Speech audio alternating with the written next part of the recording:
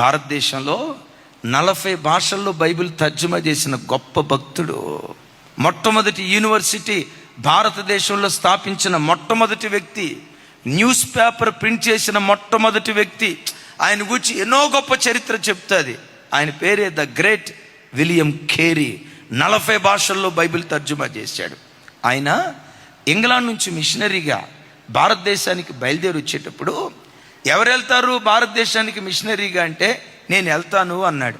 వాస్తవంగా ఒకప్పుడు ఈయన పరిస్థితి ఏంటో తెలుసా? చెప్పులు కుట్టుకునేవాడు. ఆ చెప్పులు కుట్టుకునే పరంపరలో మిషనరీగా వెళ్ళాలి అనే భారభరితమైన హృదయంతో నేల మీద అక్షరాలు రాసి హిబ్రూ నేర్చుకున్నాడట. భారతదేశంలో కొన్ని భాషలు నేర్చుకున్నాడట. ప్రపంచంలో అనేక భాషలు నేల మీద రాసి భాషలు నేర్చుకున్నాడట. ఎవరో వచ్చి చెప్తే ప్రార్థన చేయి కాదు. ఆ మంట తన గుండెల్లో పుట్టి ఈ దేశం నీ సొంతం కావాలని ఏడుస్తూ ఉండేవాడట. మొత్తానికి ఆయన వెళ్తాను అని తీర్మానం చేసుకొని బయలుదేరే పరంపరలో సాగనంపే సన్మాన సభ జరుగుతుంది.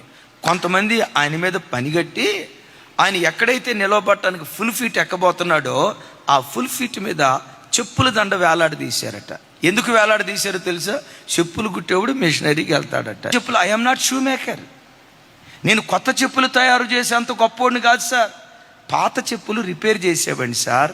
ఒకవేళ నేను కుట్టిన చెప్పులు మీరు ఇక్కడ వేలాడదీశారే, మీరు కుట్టిన చెప్పుల్లో ఏవైనా ప్రాబ్లం ఉంటే నేను కుట్టిస్తా సార్, మీ పని చేసిన తర్వాత నేను ఆ దేశానికి వెళ్తానంటే, సభికులు అక్కడ కూర్చున్న వాళ్ళు, ఎగతాళి చేయటానికి కూర్చున్న వాళ్ళు తలదించుకున్నారట.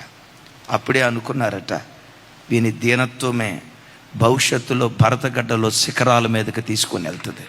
అద్భుతం. భారతదేశానికి మొట్టమొదటి మిషనరీ, అధునాతన కాలంలో పౌలు అని పేరు వహించిన వాడు, ఎంత బలమైన పరిచర్య చేసి చనిపోయే ఆఖరి క్షణాల్లో తనను సమాధి చేస్తారని ఎరిగి, చనిపోబోతున్నానని ఎరిగి వాళ్ళని పిలిచి అంటాడు, బిషప్ అని రాయొద్దు, పోప్ అని రాయొద్దు, రెవరెండ్ అని రాయొద్దు, 44 భాషల్లో బైబిల్ తర్జుమా చేసిన గొప్ప సేవకుడు అని రాయొద్దు. నన్ను గూర్చి ఏమని రాస్తారో తెలుసా? దౌర్భాగ్యుడు, దీనుడు, దరిద్రుడు, మట్టి పురుగును, నీ దయగల హస్తాలలోకి ఒదిగిపోతున్నా. ఆ దీనత్వమే చరిత్ర పుటల్లో సువర్ణాక్షరాలతో ఆయన చరిత్ర రాయబడింది. చరిత్రను తిరగరాసి అద్భుతమైన వ్యక్తిగా మారిపోయాడు. వాక్యం వింటున్న బిడ్డలారా, అడగండి, దేవా, గొర్రెల గుమ్మం సాత్వికాన్ని, దీనత్వాన్ని నిలవబెట్టే కృప దేవుడు మనందరికీ దయచేయునుగాక. ఆయన వలె బ్రతికే భాగ్యం దేవుడిచ్చునుగాక.